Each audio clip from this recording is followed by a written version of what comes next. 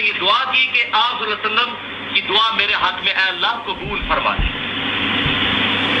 تو اس حدیث سے بھی پتہ چلا کہ نبی صلی اللہ علیہ وسلم کے پاس صحابہ کرام جا کر دعا کروایا کرتے تھے۔ لیکن اب مسئلہ یہ ہے کہ یہ حدیث سنن ابن ماجہ اور جامع ترمذی میں تو یہاں تک موجود ہے، لیکن المعجم الکبیر الطبرانی کے اندر اس کا اگلا حصہ بھی موجود ہے کہ سیدنا عثمان بن عفان رضی اللہ تعالیٰ عنہ کے دور میں بھی ایک نابینا شخص آیا۔ اچھا، اس نابینا شخص نے جب یہ دعا کی تو اس کی پھر بینائی واپس آ گئی الحمدللہ۔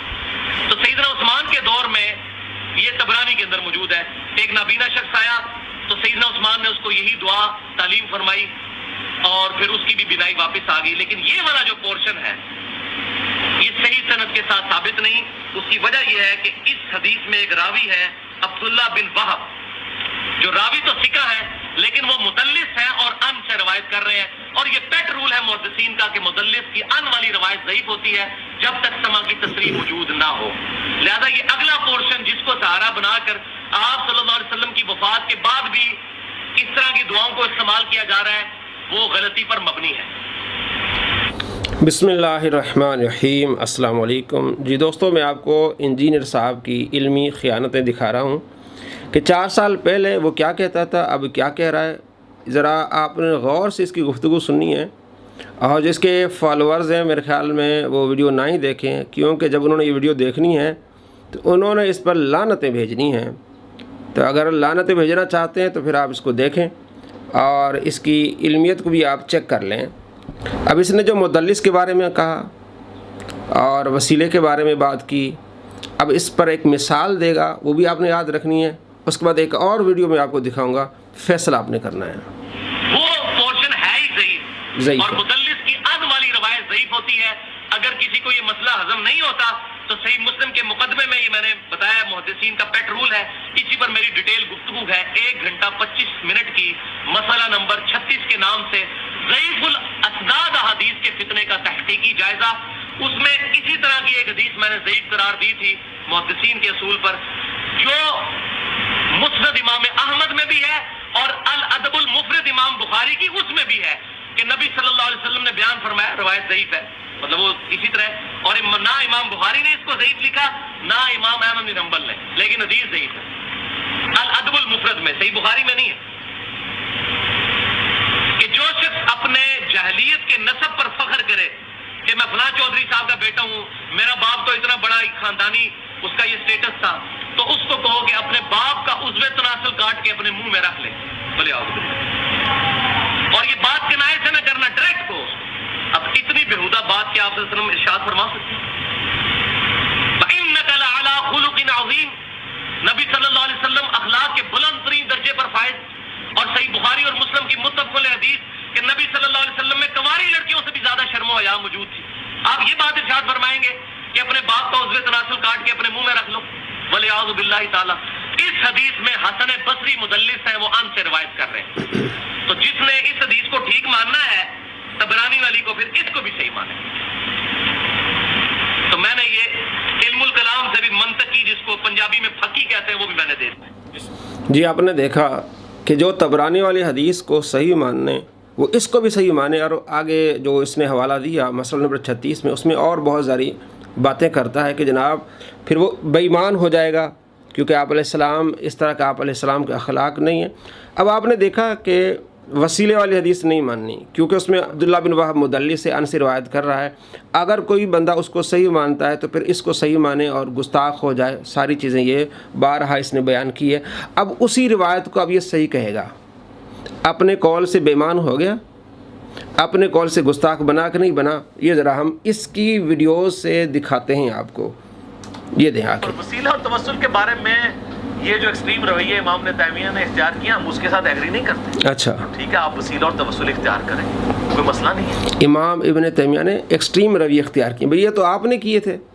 آپ کہہ رہے تھے کہ جناب جو اس روایت کو مانے گا وہ بے ایمان ہو جائے گا، پھر اس روایت کو مانے، میں علم الکلام سے پھکی دے رہا ہوں، یہ دے رہا ہوں۔ ذرا دیکھیں اب کیا کہتا ہے۔ اور اس کو سپورٹیو ایک حدیث بھی ہے جس کی صحت میں اختلاف ہے، لیکن چونکہ ایک بہت بڑے امام طبرانی جنہوں نے یہ حدیث نقل کی ہے، المتوفا 360 ہجری، جو امام حاکم نیشاپوری کے استاد ہیں، المتوفا 405 ہجری، امام طبرانی نے کتاب لکھی المعجم الکبیر، طبرانی کی کتاب، اس میں یہی حدیث ایک دوسری فارم میں آئی ہے۔ اگرچہ اہل حدیث اس میں تھوڑا اختلاف کرتے ہیں، لیکن امت کی اکثریت اس کی صحت کے اوپر اتفاق کرتی ہے، امام طبرانی خود بھی۔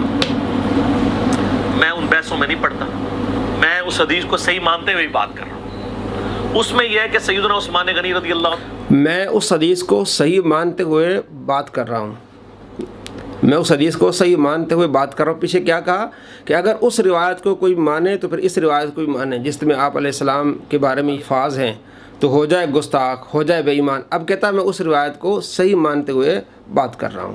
کے دور میں ایک شخص حضرت عثمان کے پاس گیا اور کہا کہ جی میرا مسئلہ ہے، تو وہ اپنی حکومتی مصروفیت کی وجہ سے اس کی طرف متوجہ نہیں ہوئے، تو وہ شخص پھر سیدنا عثمان بن حنیف کے پاس آیا اور کہا کہ جی اس طرح حضرت عثمان تو میری بات ہی نہیں سن رہے ہیں۔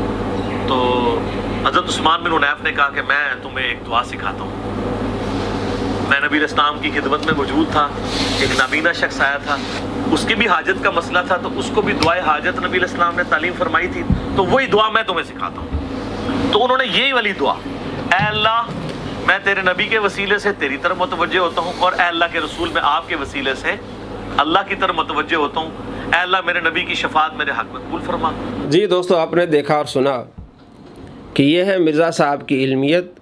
4 سال پہلے کہہ رہا تھا کہ جو وسیلے والی روایت ہے 1385 نمبر ابن ماجہ میں، آپ علیہ السلام کے پاس ایک نابینا آیا، آپ علیہ السلام سے عرض کیا رسول اللہ میرے لیے دعا کرے میری بینائی لوٹ آئے۔ آپ علیہ السلام نے فرمایا صبر کرو تو بہتر ہے۔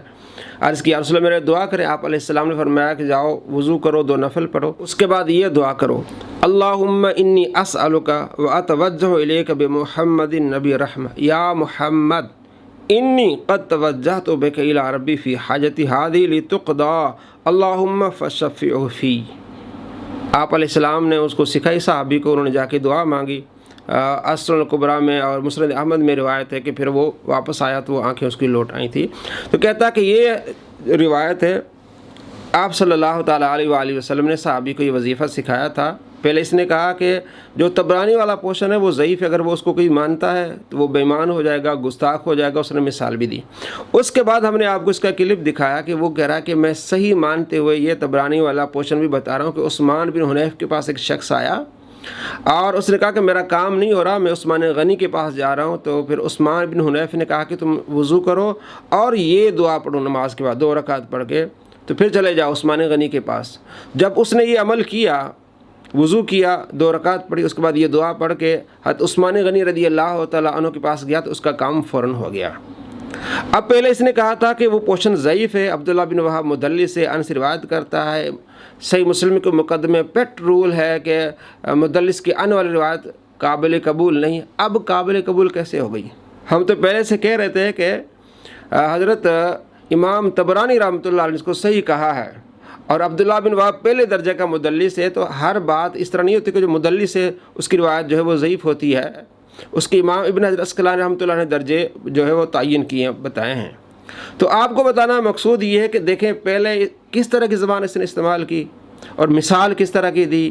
جو اس روایت کو مانتا ہے پھر اس کو مانے، وہ بے ایمان ہو جائے، وہ یہ ہو جائے، وہ ہو جائے، اب اس کو مان رہا ہے، اپنے فتوے سے بے ایمان بن رہا ہے۔ تو ایسے لوگوں سے بچیں جو جوش و جذبے سے بات کرتے ہیں، اپنے آپ کو کہتے ہیں ہم ٹھیک ہیں ٹھیک ہیں، یعنی اس لحاظ سے تو اس نے 4-5 سال مسلمانوں کو یہی کہا نا کہ یہ سارے گستاخ ہیں۔ آپ علیہ السلام کے بعد بھی، ظاہری حیات کے بعد آپ علیہ السلام چلے گئے تو اس کے بعد بھی آپ علیہ السلام کا وسیلہ لیتے ہیں، یہ ناجائز ہے۔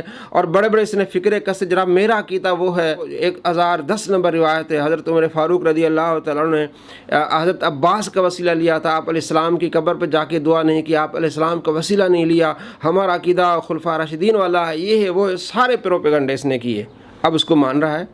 تو معلوم ہوا کہ یہ لوگ علمی نہیں ہیں، یہ خائن لوگ ہیں، دھوکے باز لوگ ہیں۔ پہلے آپ کو گمراہی کی طرف لے جائیں گے، پھر آپ کو وہاں چھوڑیں گے جہاں آپ کو پتہ نہیں چلے گا واپس کہاں آئے ہیں۔ تو آپ نے دیکھا اس کی دوغلا پن دیکھا، پہلے جس کے بارے میں جو باتیں کر رہا تھا اب اسی کو کیا کر رہا ہے، یہ مان رہا ہے۔ السلام علیکم ورحمۃ اللہ وبرکاتہ۔